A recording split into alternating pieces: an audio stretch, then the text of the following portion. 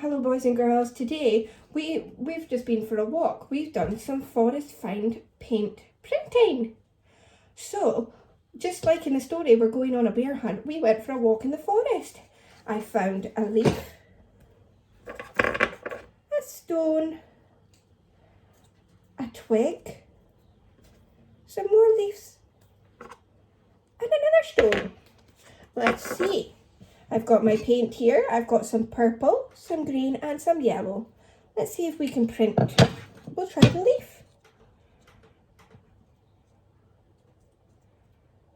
There we go. See if it works.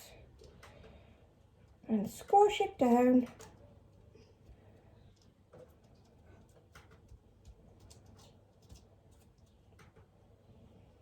There we go. And we can also use the twig. The twig. Twig. And let's use a stone. Green for the stone. Some green to print. There we go. Can you give it a go, boys and girls? Bye.